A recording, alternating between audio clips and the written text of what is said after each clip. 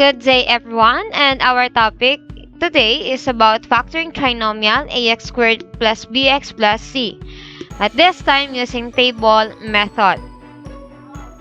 Our objective is to factor the quadratic trinomial ax2 plus bx plus c where a is greater than 1.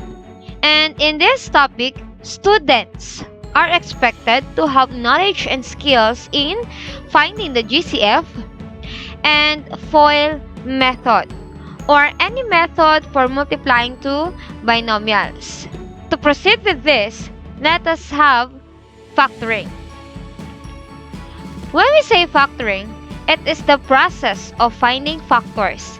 It is the inverse of multiplication. In this trinomial, ax2 will be our first term, bx is the middle term, and c is the last term. And we are looking for two binomial factors. And for using table method, we are going to draw 2 by 2 table. And this area, ay ilalagay natin dito ang first term mula sa given. And then dito naman yung last term. And the two remaining spaces will be the factors of a and c.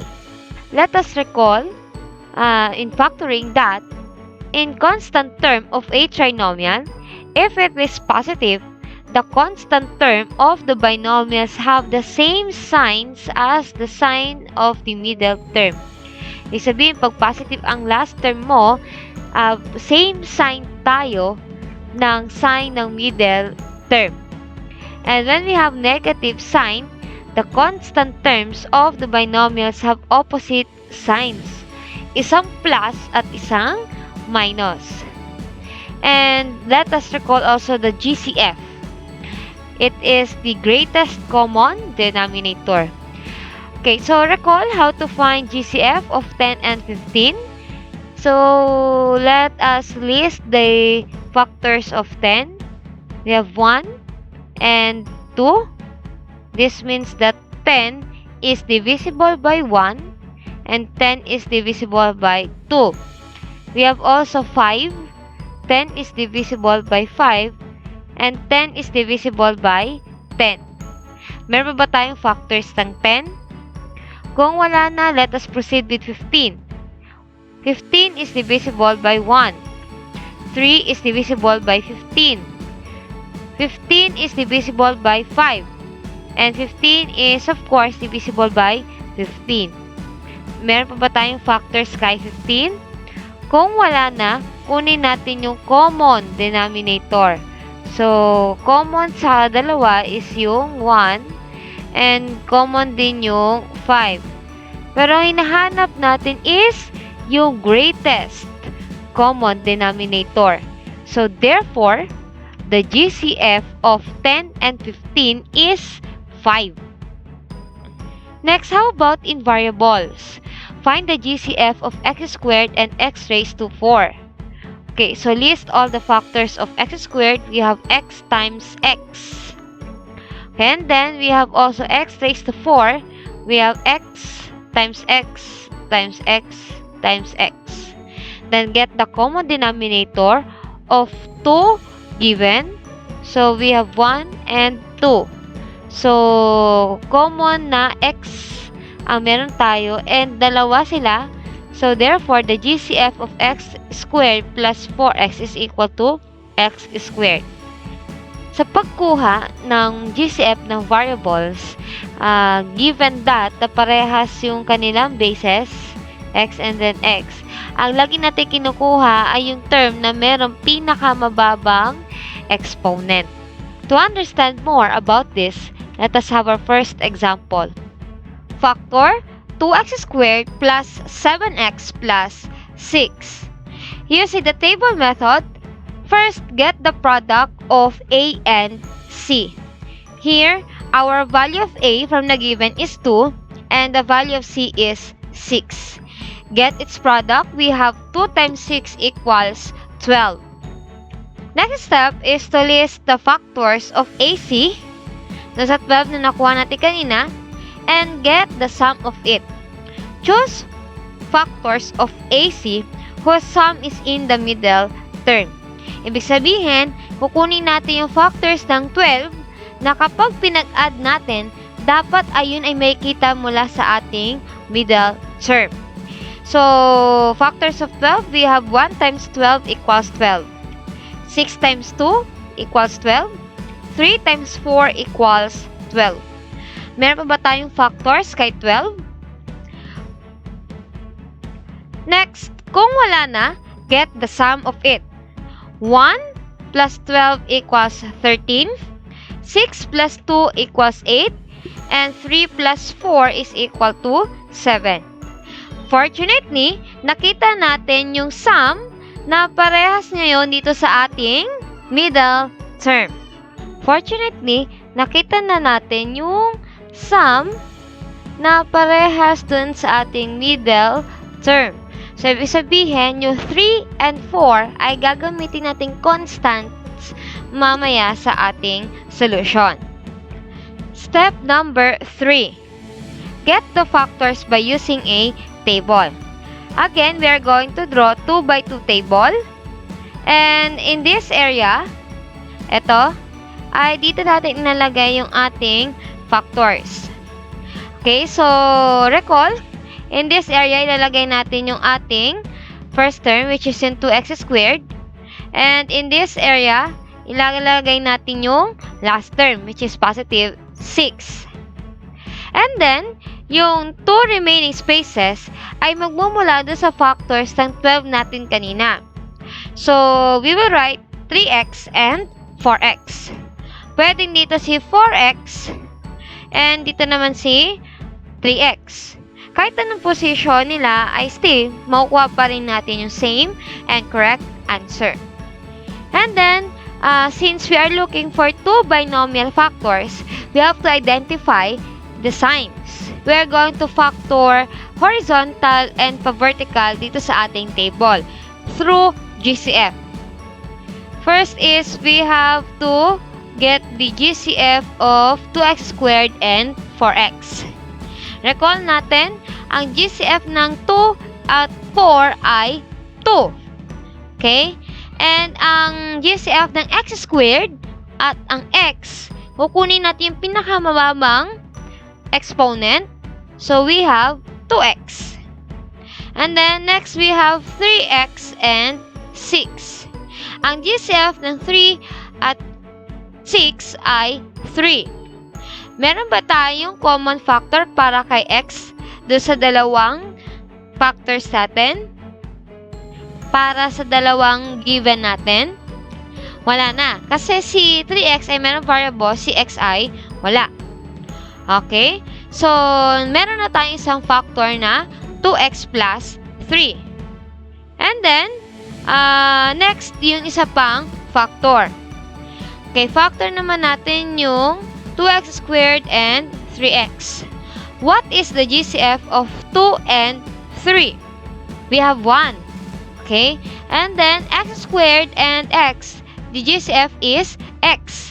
Since si x ay mayroong exponent na 1. So, we have a GCF of x.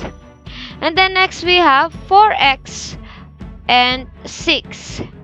Okay, so GCF the 4 and 6 is 2. And walang GCF para kay variable. So, we have to put 2 here. So, ito na yung magiging factors natin. 2x plus 3 and x plus 2. So, therefore, the final answer is quantity 2x plus 3 and quantity x plus 2. Or, quantity x plus 2 times sa quantity of x plus 3.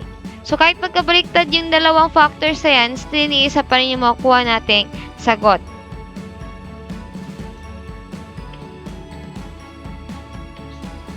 So, let us check if our answers are correct with the factors of 2x plus 3 and x plus 2 using the FOIL method.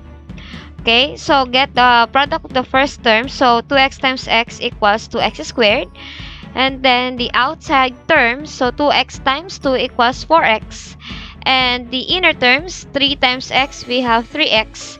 And the last terms, we have 2 times 3 is equal to positive 6.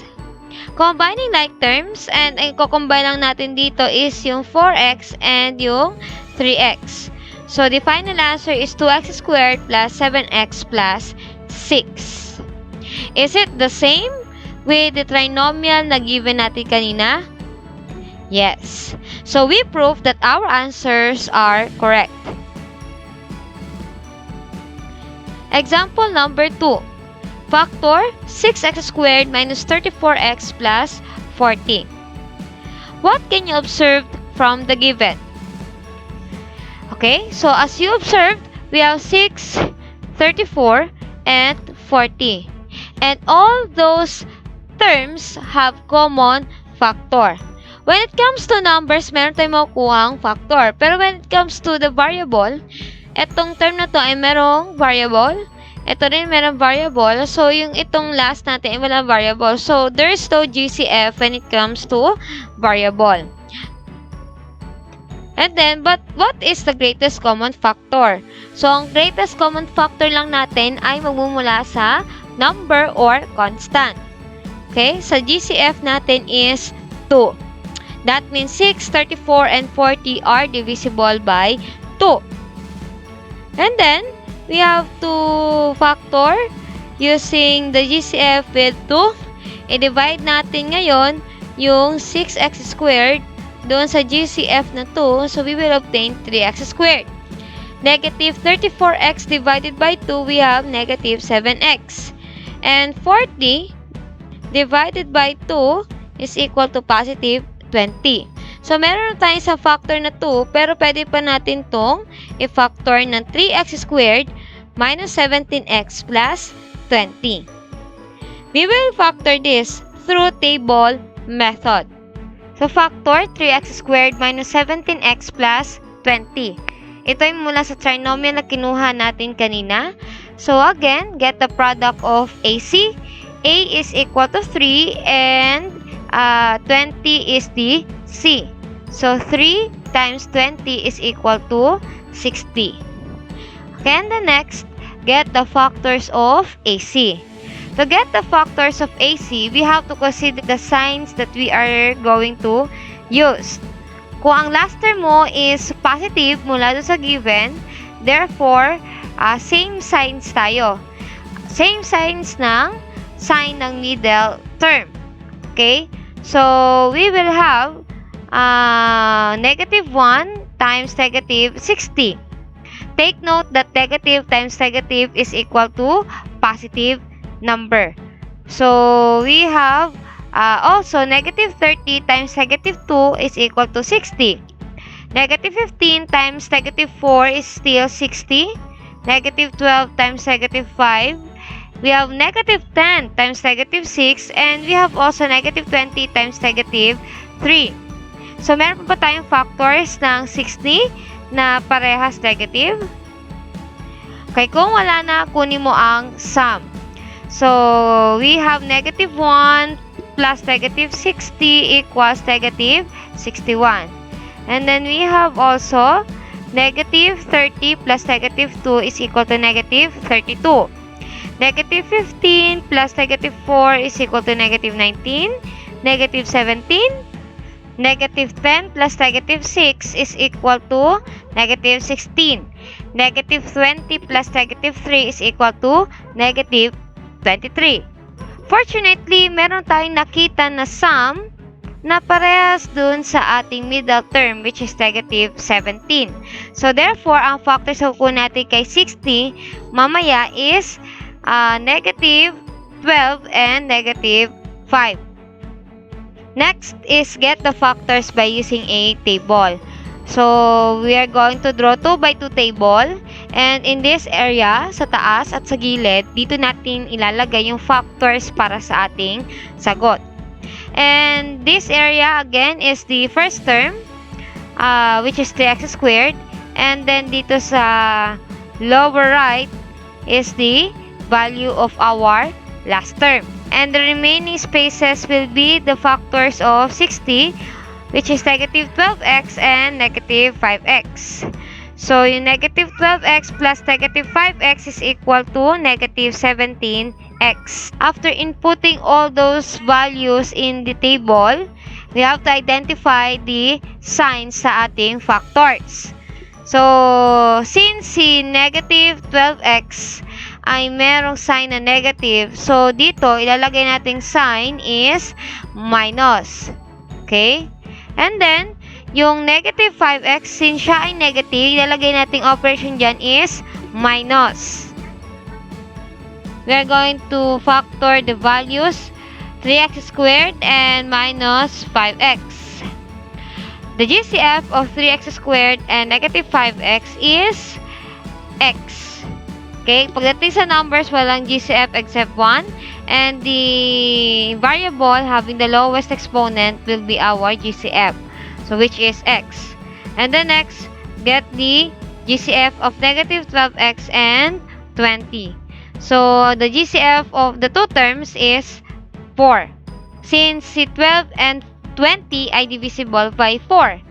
And next, tapos na tayo sa isang factor ng trinomial which is x minus 4. And then, we will proceed now to the next factor by factoring 3x squared and minus or negative 12x. So, the GCF of the two terms is 3x. And the GCF of negative 5x and 20 is obviously is 5. So, therefore, the final answer for the factors of 3x squared minus 17x plus 20 is equal to 3x minus 5 and x minus 4. Or, quantity x minus 4 times the quantity of 3x minus 5.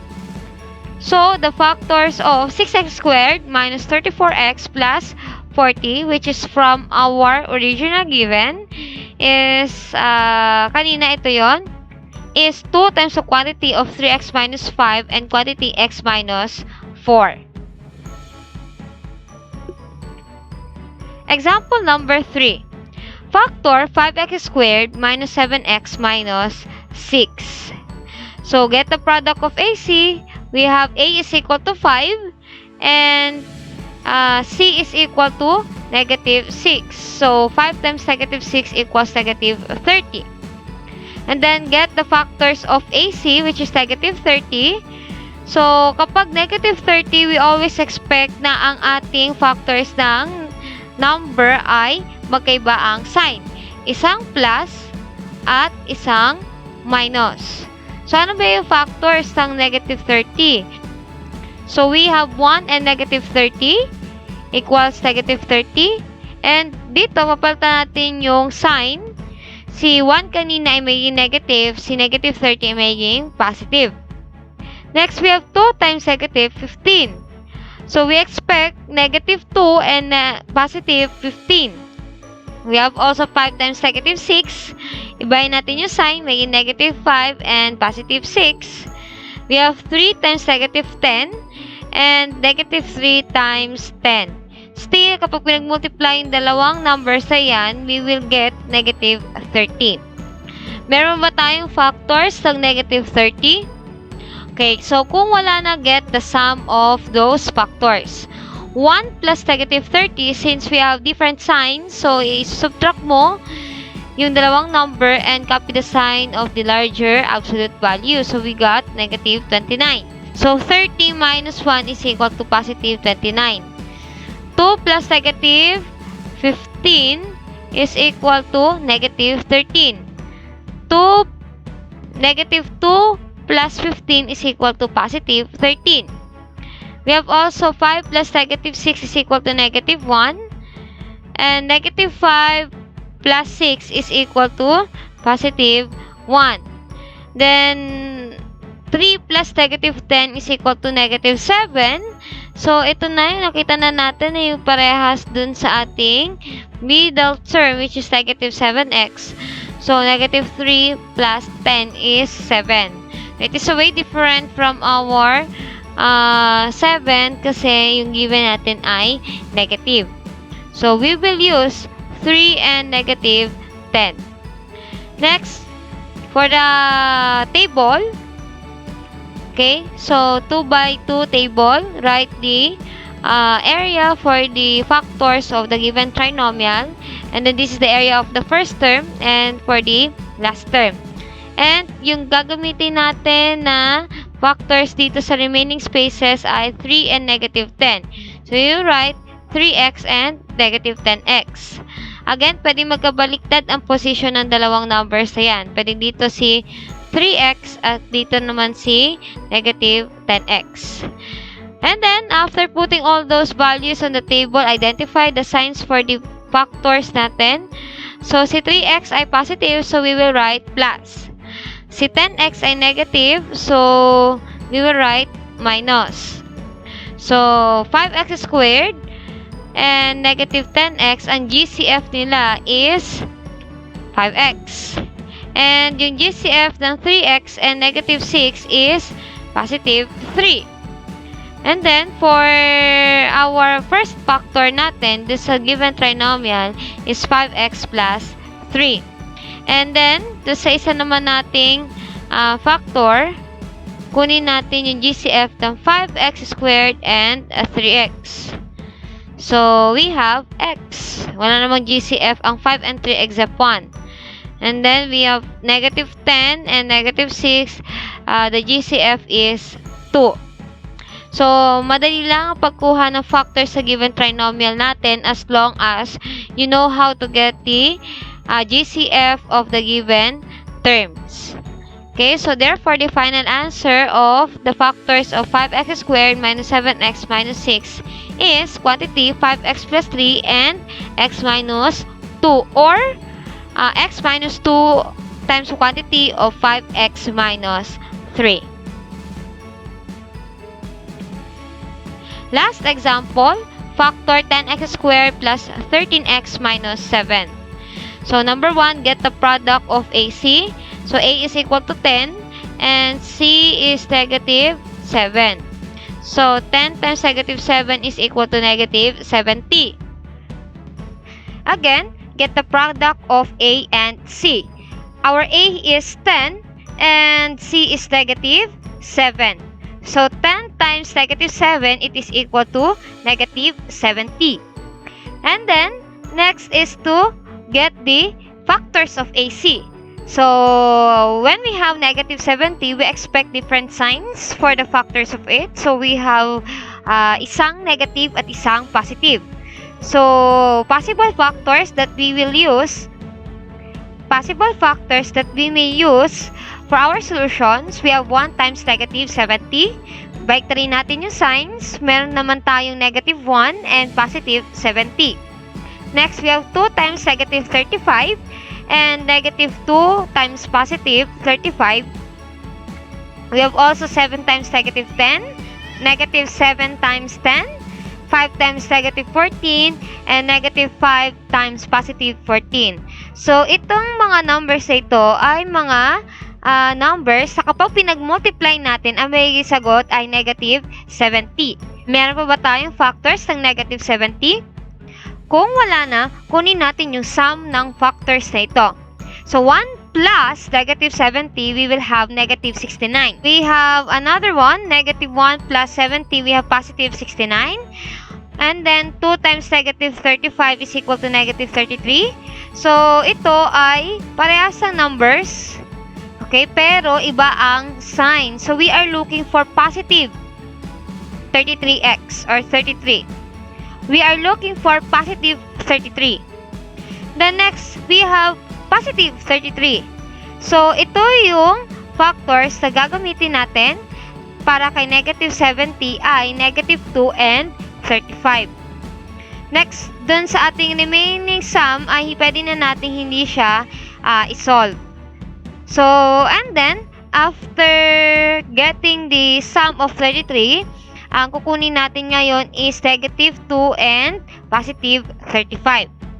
And then, number 3, get the factors by using a table. Again, draw 2 by 2 table. And in this area, sa taas and sa gilid will be the factors of the given trinomial. And then, this area again is for the first term and then the last term. And then the remaining 2 spaces will be the numbers na kinuha natin kay negative 70 na negative 2x and 35x. Okay, yung negative 2 and yung 35. Identify the signs. So, identify the signs. Okay, titingnan natin yung signs sa ginamit natin na pinakamalapit dun sa taas.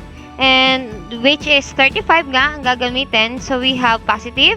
And since si 2x ay negative, ilalagay natin sa part na ito is a negative. And factor these terms pa-vertical. So, the GCF of 10x squared and negative 2x is positive 2x. And then, for this area, ang GCF natin is 7. And then, after this, kunin naman natin yung GCF ng horizontal. So, in this area, the GCF is 5x. And in this area, itong area na to, pa-horizontal, ang GCF is 1. Since wala tayong GCF except from 1. So, therefore, the final answer for the factors of the given trinomial 10x squared plus 33x minus 7 is quantity 2x plus 7 times the quantity of 5x minus 1. Okay, ito yon. And ito. For our practice, I do hope that you learned something about our topic for this day about factoring trinomials ax squared plus bx plus c when a is greater than 1 using the table method. And for our practice, we are going to factor the following trinomials. I will give 5 items for you to answer. Pause this video for 10 minutes to solve this practice.